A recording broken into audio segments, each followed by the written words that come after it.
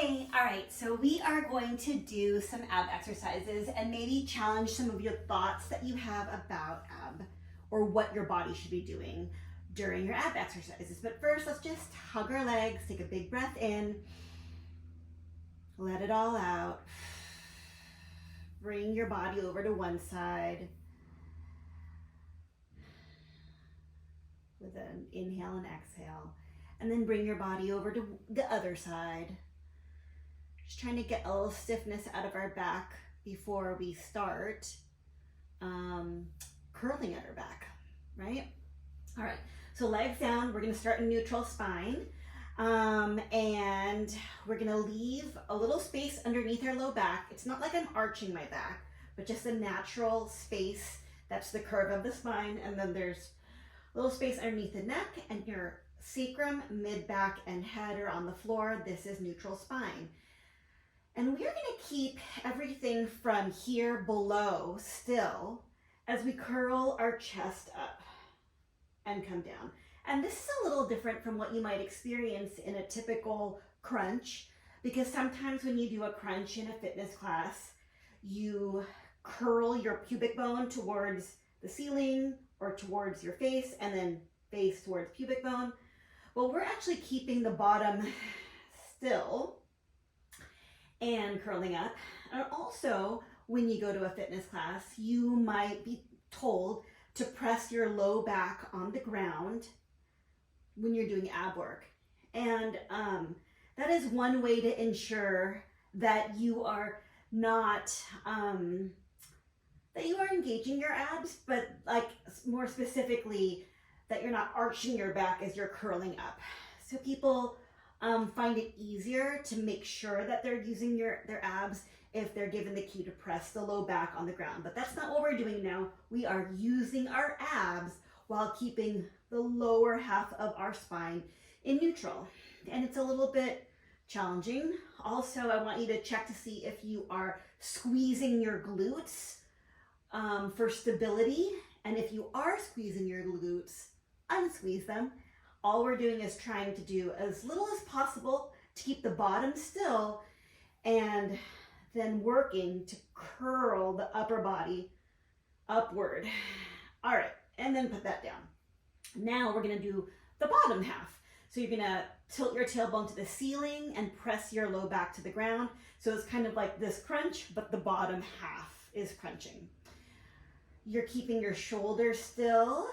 So your collarbones are wide and your shoulder blades are flat on the ground. Your head might be gently nodding as you move the bottom part of your spine, and that is fine.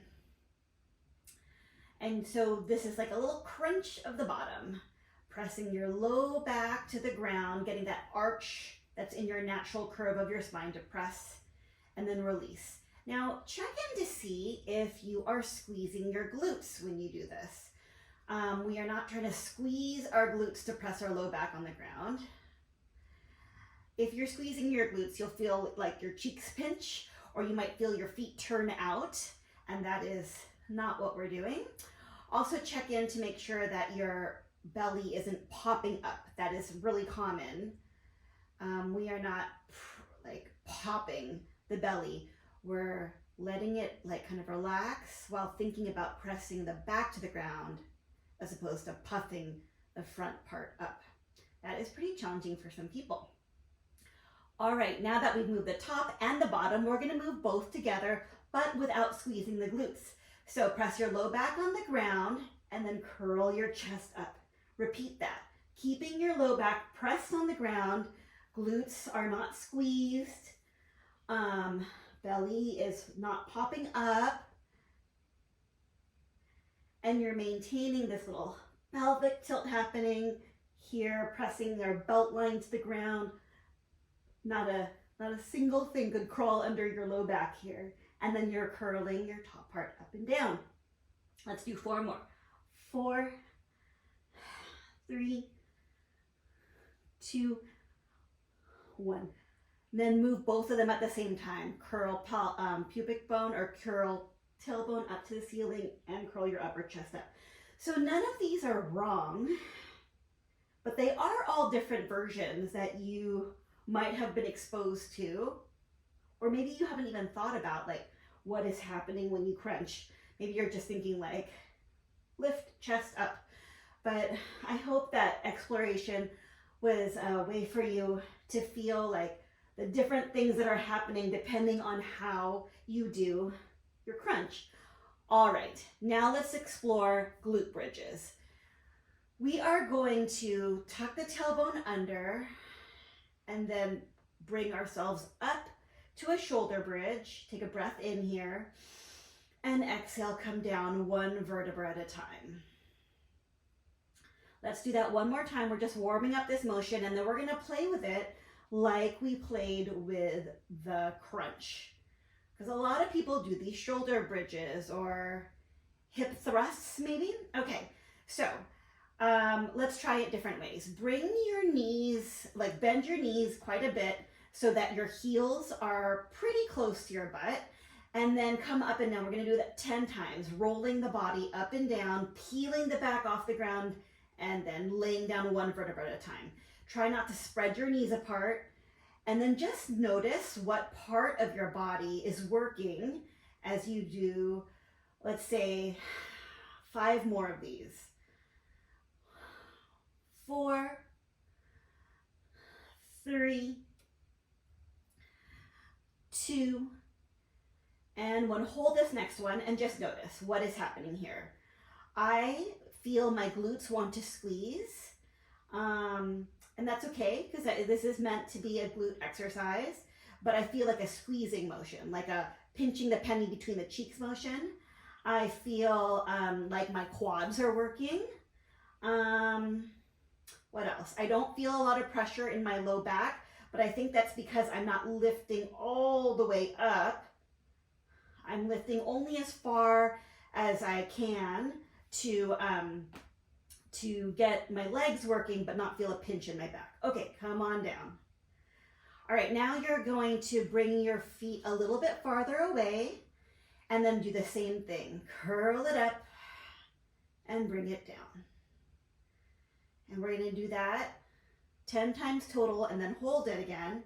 And you can feel, after doing 10 of these, probably tired from the last thing that we did, but also you can feel where where this glute bridge is taking you. Maybe we should do a little bit less because we have 2 more versions of this to do. So let's hold this next one up.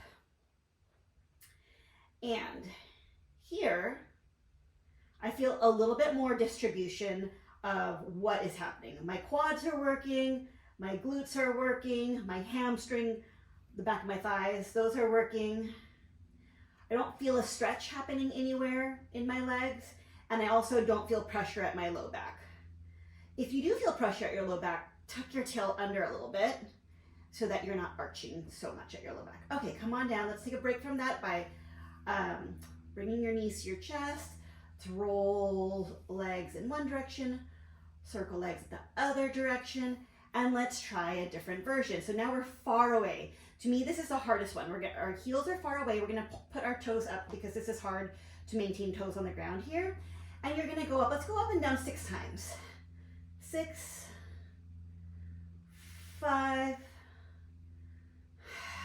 4, 3, 2, and hold the next one up and then notice what you're feeling. I find it harder to not squeeze at my low back. I definitely find my hamstrings are working like crazy to make this happen. My quads don't feel like they're working very much. My glutes feel like they're working, but definitely it's a huge back of the thigh hamstring thing.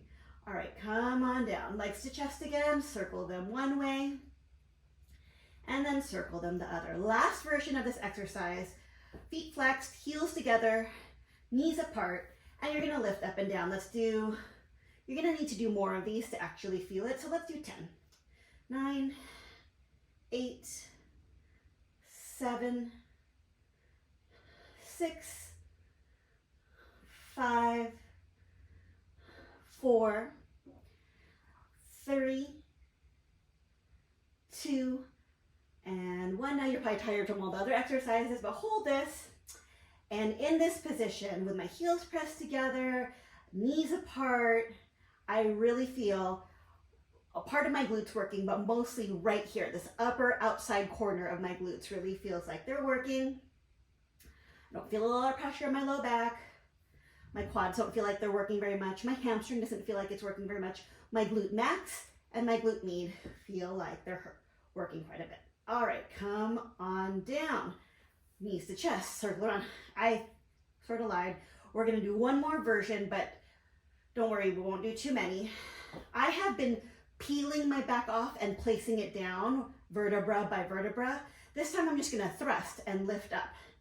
So in this exercise, you know, the position of your feet it's the same thing, like different muscles work depending on how straight or bent your legs are.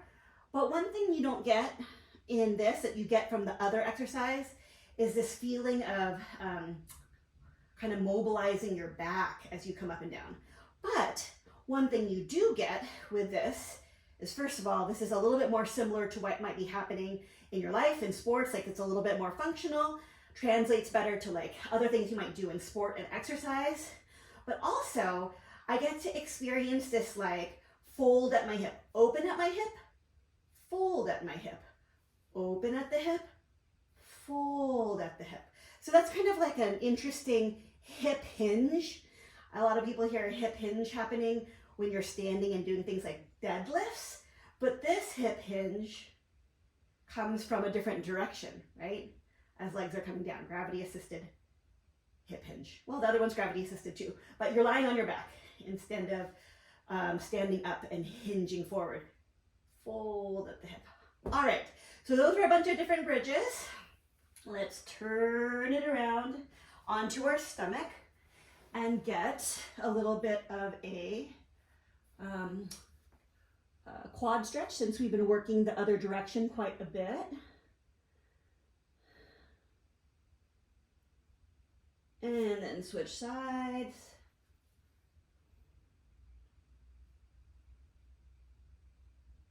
All right, put your hands by your shoulders, send your shoulder blades down, lift your chest, and come on down. This time, I'd like you to think about, I've already cued you to do this, but I'd like you to think about getting more motion through your upper back first, and then picking up, and then come on down. Motion through the upper back, which usually means sliding the shoulder blades down, then lifting, and then coming back. One more. All right. Now let's bring our arms far apart and see how that feels. Slide shoulder blades back, lift, and come on down. So I get a different stretch at my abs here. I also get a better feeling of engaging the muscles between and underneath my shoulder blades. By underneath, I mean closer to my hips. This just feels different to me as far as like where on my back it's working. Okay, one more version. Let's bring our hands in front of us. So we were here, here, and now here. Still think about sliding shoulder blades back and lifting up, and then come on down. So in this position, I feel a better upper back motion happening. Not much happening at my lower back, which is kind of nice. I can feel this kind of like lifting the upper back. Last one. I'm saying all the things I feel. It's my experience, but you know, for you, you figure out what you're feeling in your experience. Okay, push back to child's pose. And your arms are straight here. Take a big breath in and just feel what happens when you inhale. What expands?